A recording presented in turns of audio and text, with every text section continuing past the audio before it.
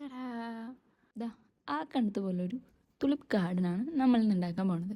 കുറച്ച് ബാമ്പൂ സ്റ്റിക്കും തുളിപ്പിൻ്റെ കുറച്ച് ചിത്രങ്ങളൊക്കെ ഉണ്ടെങ്കിൽ ഇത് സിമ്പിളായിട്ട് ഉണ്ടാക്കാം. എങ്ങനെയാണ് ഉണ്ടാക്കുന്നതെന്ന് പ്രത്യേകിച്ച് പറയേണ്ട ആവശ്യമൊന്നുമില്ല, വീഡിയോ സൂക്ഷിച്ച് കണ്ടാൽ മതി. അപ്പോൾ നമുക്ക് കുറച്ച് കഥ പറഞ്ഞാലോ. എൻ്റെ ഉമ്മക്ക് 5 പെൺകുട്ടികളാണ്. അതിൽ 4ാമത്തെ ആളാണ് ഞാൻ. പക്ഷെ അതിൻ്റെ യാതൊരുവിധ അഹങ്കാരവും എനിക്കില്ല. കാരണം എന്താ വെച്ചാൽ കയ്യിലിരിപ്പ് അത്രക്കും മോശമായിരുന്നു. എന്നെ ചൊറിയാൻ വരുന്നവരൊക്കെ ഞാനും തിരിച്ച് ചൊറിഞ്ഞു വിടും.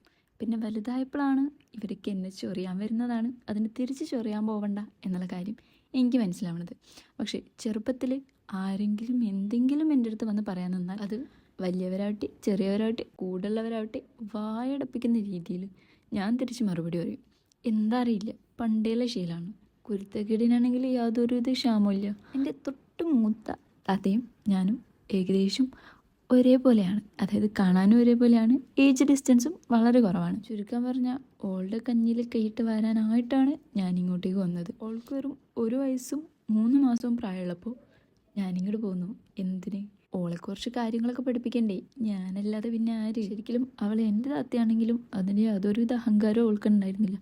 അതുകൊണ്ട് തന്നെ ഓളുടെ താത്ത എന്നുള്ള രീതിയിലാണ് ഞാനിവിടെ വിലസിരുന്നത്. കാരണം മറ്റൊന്നുമല്ല, ഞാൻ പറയും ഓളനുസരിക്കും, പക്ഷെ ഓള് പറഞ്ഞാലും ഞാൻ അനുസരിക്കില്ല.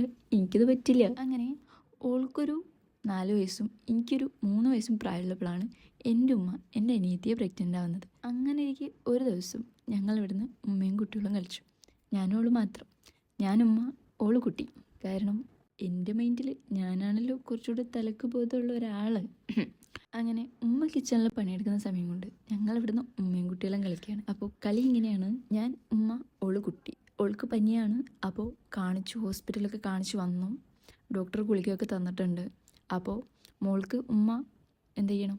ഫുഡൊക്കെ കൊടുത്ത് ഗുളിക കൊടുക്കണമല്ലോ. അങ്ങനെയാണല്ലോ ഒരു രീതി. ഞാനവർക്ക് കുറച്ച് ആർട്ടിഫിഷ്യൽ ഫുഡൊക്കെ ഉണ്ടാക്കി കൊടുത്ത ശേഷം എന്ത് ചെയ്തു? ഗുളികയും കൊടുത്തു. പക്ഷെ അത് ആർട്ടിഫിഷ്യൽ ആയിരുന്നില്ല. ഉമ്മാൻ്റെ പ്രഗ്നൻസി ടൈമിലുള്ള കുറച്ച് ഗുളികകളൊക്കെ എടുത്ത് ഒരു സ്പൂണൊക്കെ ഉമ്മ കാണാതെ എടുത്തുകൊണ്ട് വന്ന് അതിൽ കുറച്ച് വെള്ളം ഒഴിച്ച് ഗുളിക, അതും ഉമ്മയുടെ പ്രഗ്നൻസിയുള്ള ഗുളികയാണ്, അതെടുത്ത് വെള്ളത്തിലിട്ട് നന്നായി അലിയിച്ചാണ് ഞാൻ കൊടുത്തത്. പ്രോസസ്സൊക്കെ കറക്റ്റായിരുന്നു. അങ്ങനെ ഉമ്മാൻ്റെ കിച്ചണിലെ പണിയൊക്കെ കഴിഞ്ഞു. ഉമ്മ ഞങ്ങളുടെ അടുത്തേക്ക് വന്നു. എന്നിട്ട് പറഞ്ഞു, എൻ്റെ തലയിൽ പെയിനുണ്ട്, കുറച്ച് പെയിൻ എടുത്തതാണ്.